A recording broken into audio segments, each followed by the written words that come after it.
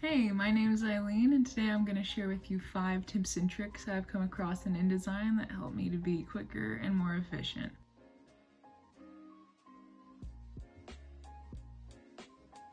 Like most things in life, great success comes when you're well prepared. To start out, like any new project, we'll create a new document and then save it with a unique name. We can then further prepare our document by creating paragraph and character styles as well as making a new color scheme.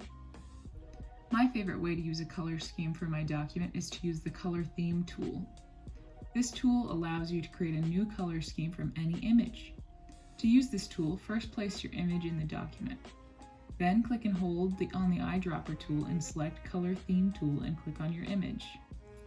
To create paragraph or character styles, open the windows by selecting Type and then selecting the according window. Most documents will need separate styles for titles, headings, body text, captions, and whatever else you need as you go.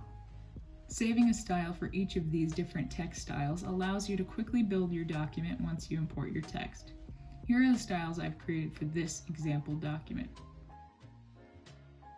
The next step is going to be to create a master page. A master page can create the format and background for your document that can be applied to all future pages. To create a master in your new document, open the Pages window. It may already be open. From there, double-click on A Master.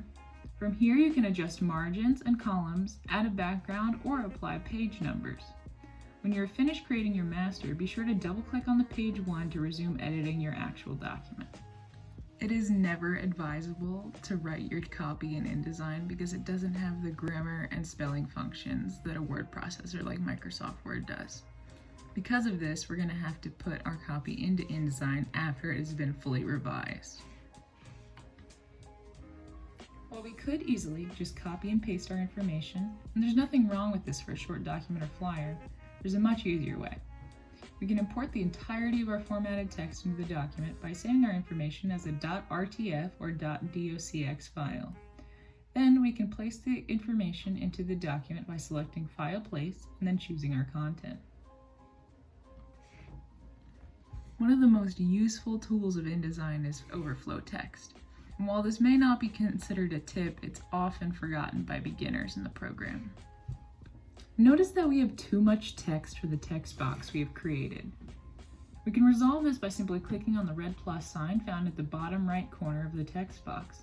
From here, we can either create a new text box by clicking and dragging, or by clicking on the top edge of a new column. Overflow text allows your content to flow seamlessly without losing anything. So our document's looking great, but it's also looking a little plain, so let's jazz it up with a couple images. While we could just use File Place to add these images individually, it's really easy to create a grid full of images to create a gallery type feel. To create this grid, just simply choose File Place and select all the files you would like to insert into your document. Let's do 6 images as our example. Then begin to draw out your frame where you want your images to go, and tap the arrow keys while holding the frame to create a grid filled with your cells. If you want to adjust the gaps between the cells, hold Control and tap the arrow keys. Once you're happy with how the cells look, let go and marvel at all your pictures. From here, you can adjust each image in its own frame like you would normally. Thank you so much for tuning in, and I really hope you enjoyed my 5 tips on InDesign. I hope these will make you faster and more efficient and make your documents even more beautiful than ever before. If you have any questions, feel free to throw them down in the comments and I'll get back to them as soon as I can. See you next time.